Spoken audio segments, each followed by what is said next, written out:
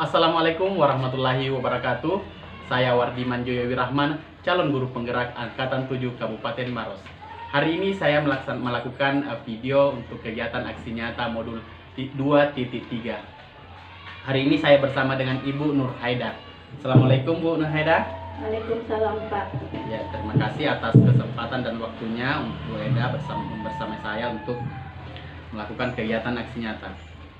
Jadi percakapan kita kali ini adalah percakapan pra-observasi sebelum melaksanakan kegiatan supervisi dalam kelas. Adapun tujuannya untuk mengetahui dan mengevaluasi proses pembelajaran yang Ibu Nur Haida lakukan di kelas. Ini juga merupakan persiapan awal untuk melakukan pembelajaran. Dalam kegiatan ini ada beberapa pertanyaan. Yang akan saya sampaikan kepada Ibu Haida. Bagaimana Bu? Siap? Ya, jadi yang pertama, apa tujuan pembelajaran yang kita siapkan untuk pembelajaran nantinya? Baik, terima kasih Pak. Berdasarkan rencana pembelajaran yang telah saya tuliskan, adapun tujuan pembelajaran yang ingin dicapai oleh peserta didik. Di sini ada 3 tujuan yang ingin dicapai. Yang pertama, dengan kegiatan mengamati berbagai benda, peserta didik dapat mengidentifikasi saat penyusun suatu benda dengan benar. Yang kedua, dengan kegiatan melakukan percobaan, peserta didik dapat membedakan jenis campuran homogen dan campuran heterogen. Kemudian tujuan yang terakhir, tujuan yang ketiga, dengan melakukan percobaan, peserta didik dapat menuliskan kesimpulan tentang perbedaan saat tunggal dan saat campuran. Oh, iya. Saya kira seperti itu Pak, tujuan yang ingin dicapai. Iya, jadi ada 3 tujuan pembelajaran yang Ibu Eda susun. Selanjutnya area pengembangan yang Ibu akan capai. Ya, area pengembangannya di sini ada 2 area pengembangannya. Yang pertama itu area pengembangan pengetahuan dan keterampilan. Di dalam area pengetahuan, peserta didik mampu menuliskan pengertian sat tunggal dan sat campuran. Yang kedua, peserta didik mampu menyebutkan contoh sat tunggal dan sat campuran.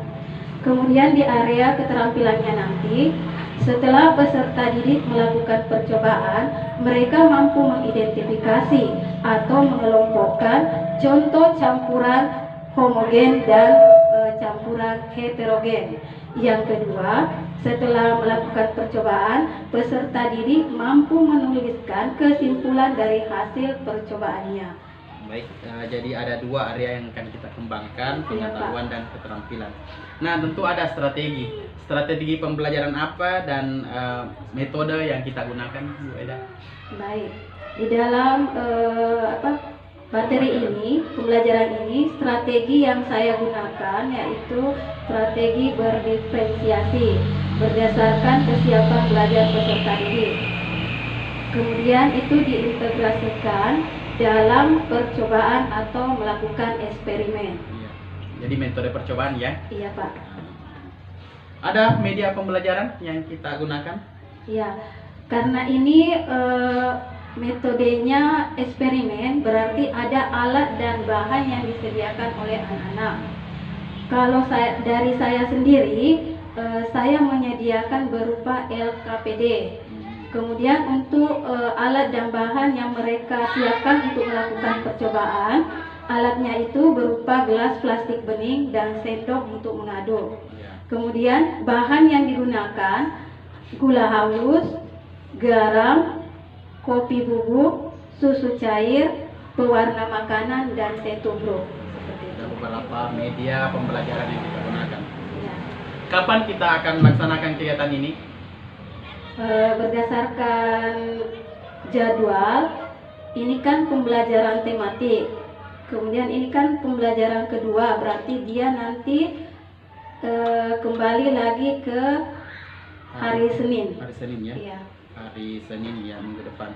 Baik Bu, nanti pada hari Senin waktu pembelajaran Ibu kita lakukan, saya akan mendampingi Ibu mengamati kegiatan pembelajaran yang Ibu lakukan. Setelah itu kita akan berbincang kembali dengan pasca observasi.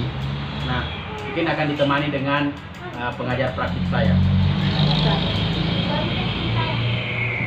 Dari kegiatan percakapan ini Bu, sebelum kita tutup, ada gambaran apa yang kita dapatkan dari percakapan ini? Baik, berdasarkan kegiatan observasi sebelum supervisi, saya mendapatkan sebuah gambaran bahwa metode apa yang paling cocok yang nantinya saya gunakan di dalam materi ini. Kemudian, kesiapan saya menghadapi supervisi kelas. Ya, terima kasih Ibu Eda ya, terima kasih. Sama-sama Pak. Jadi itu tadi percakapan saya bersama dengan Ibu Nurheda. Insya Allah hari Senin saya akan melaksanakan observasi pembelajaran yang dilaksanakan Bu Nurheda. Sekali lagi terima kasih Bu Eda. Terima kasih, Assalamualaikum Pak. warahmatullahi wabarakatuh. Waalaikumsalam warahmatullahi wabarakatuh. Waalaikumsalam warahmatullahi wabarakatuh.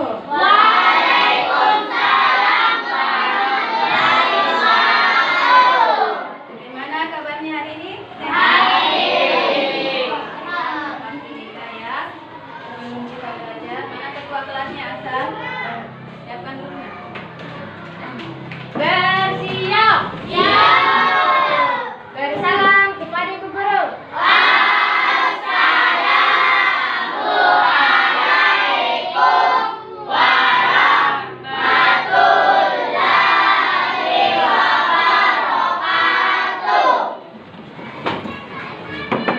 Berdoa sebelum belajar.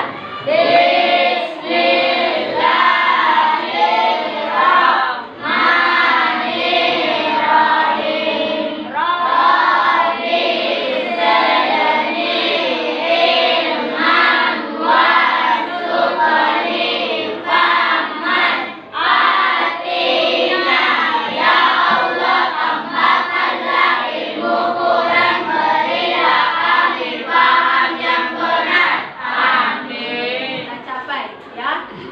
Yang pertama itu tujuan pertama yang harus dicapai yaitu satu, kalian nanti bisa membedakan yang mana yang termasuk zat penyusun suatu benda dengan benar. Yang kedua, setelah melakukan percobaan, kalian sudah bisa menentukan yang mana yang termasuk jenis campuran homogen dan campuran heterogen.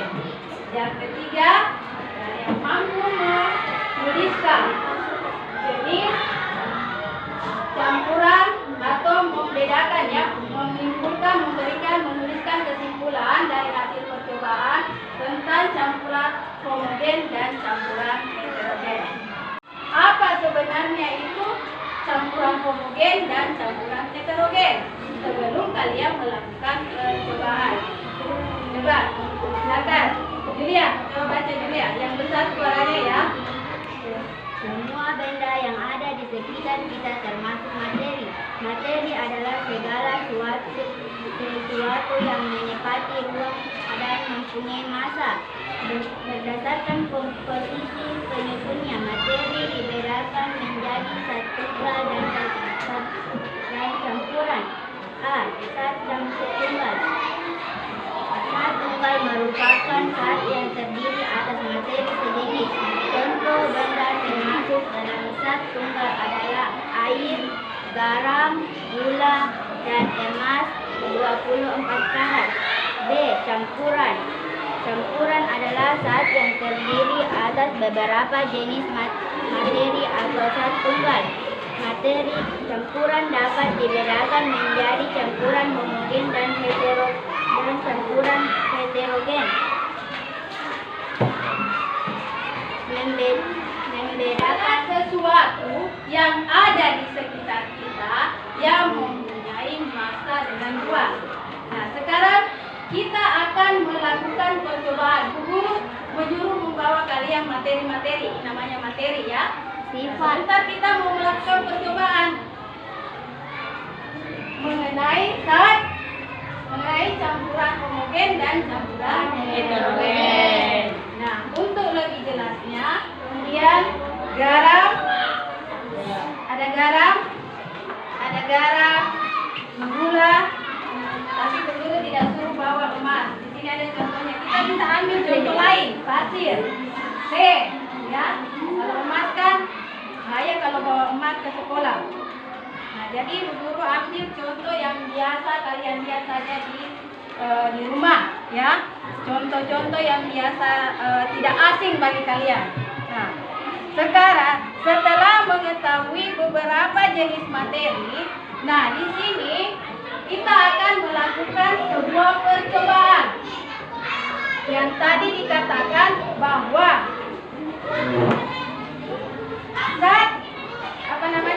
materi itu dibedakan atas dua. Ada yang namanya campuran homogen dan ada yang namanya campuran heterogen.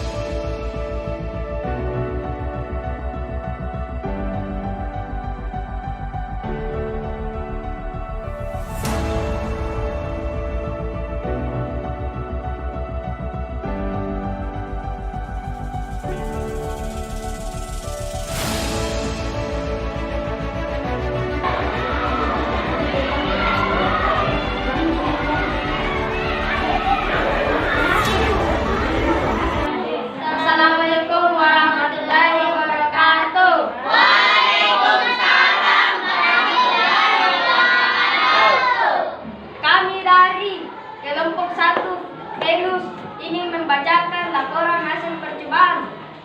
Tujuannya untuk mengetahui bahwa campuran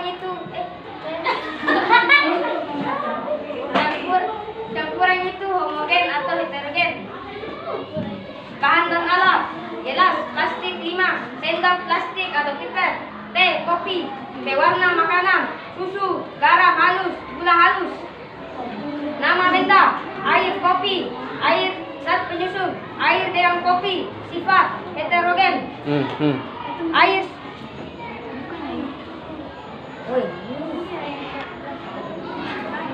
jenis campuran: air teh,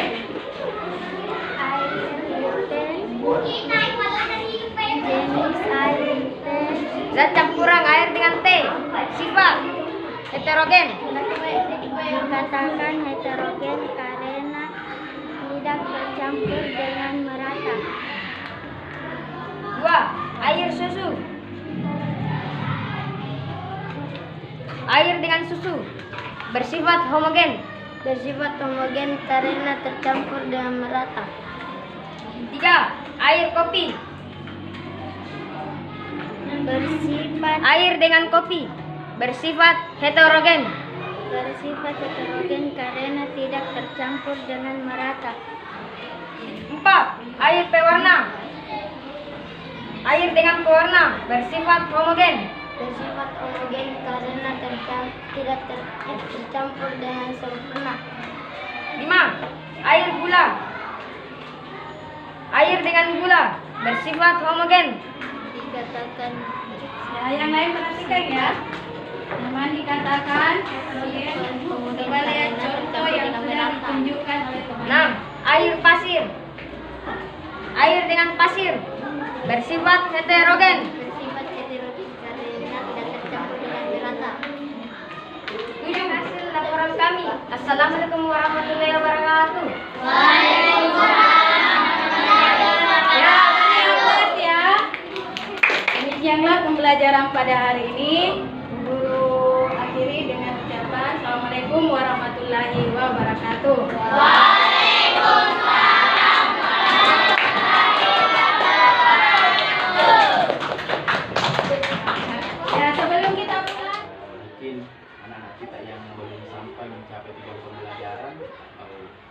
beberapa persen menurut ibu ini ketercapaian tujuan pembelajaran Pak. Kalau dari nilai-nilai yang kita ambil itu anak-anak, apakah Ya, kalau berdasarkan hasil pengamatan saya memang belum 100% Pak, karena di sini kalau dari segi kesiapan bahan yang dia siapkan itu sudah betul semua. Cuman di sini karena di sini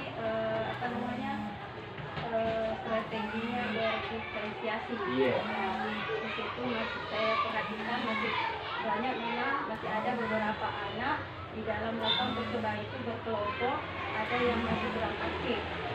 Ya, masih kurang aktif.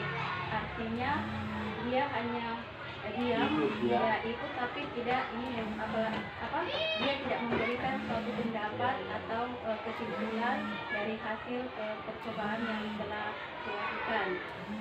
tidak semuanya jadi? Ya, berarti nanti yang perlu saya kembangkan lagi di situ adalah sifat sosialnya. Nah, ini coaching kan Bu, hal idealnya harusnya bagaimana? Menurut ibu ini hal ideal yang dilakukan anak pada saat pembelajaran ketika ada berkelompok itu idealnya bagaimana? Jadi anak-anak itu harus aktif semua mengeluarkan pendapatnya, apalagi dalam mengambil kesimpulan yang seperti tujuan terakhir, tujuan pembelajaran yang ingin kita capai, menuliskan kesimpulan dari hasil percobaan. Tapi masih ada juga anak-anak yang tidak bisa memberikan atau mengeluarkan pendapatnya dari hasil percobaan yang telah dilakukan. Nah, ini ibu sudah tahu ini. Kira-kira apa langkah yang mau kita lakukan supaya ketika nanti melakukan strategi pembelajaran di pembelajaran selanjutnya anak-anak bisa terlibat aktif semua?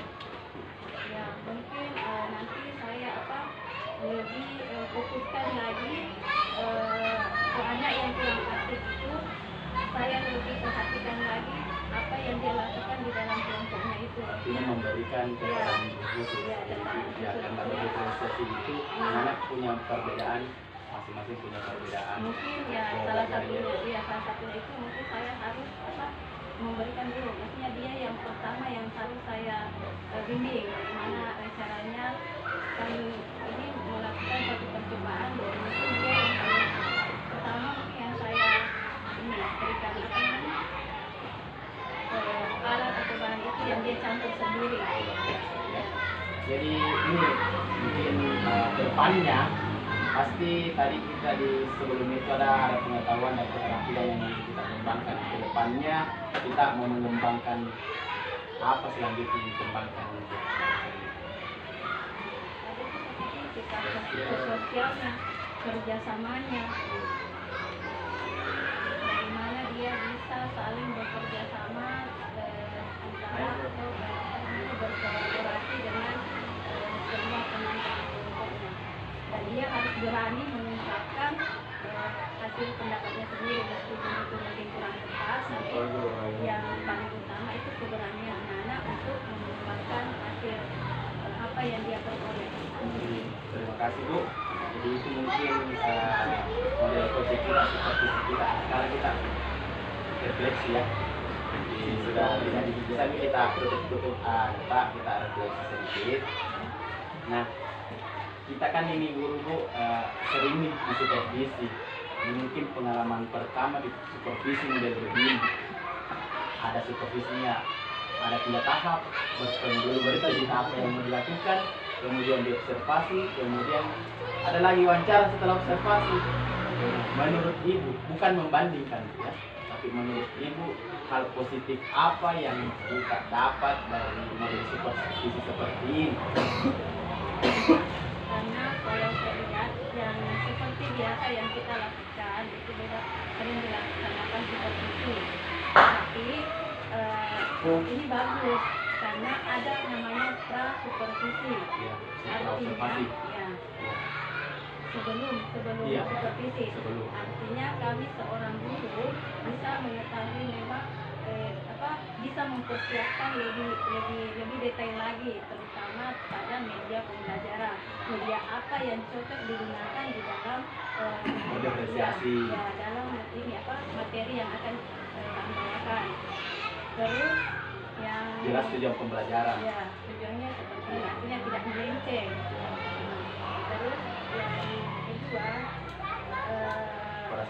observasi. Pada observasi memang betul-betul diamati. Jadi artinya bukan mencari kesalahan, Iya, iya. tapi nanti akan diperbaiki lebih baik lagi. Maksudnya yang mana kekurangannya dari segi apa mungkin bisa kami untuk ini bisa memperbaiki dari segi apa.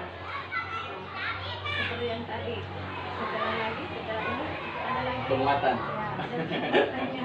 Artinya yang mana yang betul-betul. Jadi model supervisi ini bagus sekali juga. Artinya memberitahu kami bukan kesalahan. Iya. Kan selama ini pengalaman saya Pak. Iya, Pak. Ini refleksi cerita aja. Setelah di supervisi oleh beberapa sebelum saya di India, dulu di sekolah sana ada memang buku supervisi dituliskan seperti ini kekurangan, tapi kami tidak disampaikan seperti itu.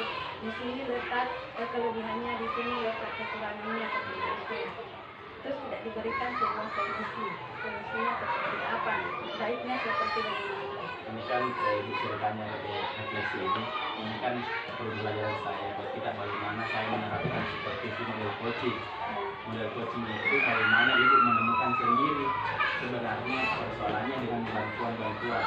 Artinya kan tujuan pembelajaran pasti tujuan pembelajaran yakin percaya tidak 100% kepada anak-anak kita seperti apa yang diinginkan, tapi tentu ada upaya ke depannya. Jadi ada hal-hal yang ingin disampaikan, silakan beri pengalaman juga. Menurut coaching, ya Bu, begitu. Jadi semoga kedepannya para pemangku kepentingan menerapkan semacam ini Pak Di, yang namanya model coaching ini bukan mencari betul Bu, bukan mencari kesalahan, tidak menjatuhkan, bagaimana membantu guru untuk menjadi pemimpin pembelajaran yang baik, merencanakan pembelajarannya, mencapai tujuan pembelajaran peserta didik aman, nyaman, senang, pulang dengan rasa bahagia dan segala yang mendapat. Luar biasa, terima kasih. Tanpa tekanan, itu yang perlu Pak. Demikianlah seluruh rangkaian kegiatan supervisi akademik berbasis berparadigma coaching. Mulai dari kegiatan pra-observasi, observasi, dan pasca observasi. Sekian dan terima kasih. Salam guru penggerak. Tergerak, bergerak, dan menggerakkan. Assalamualaikum warahmatullahi wabarakatuh.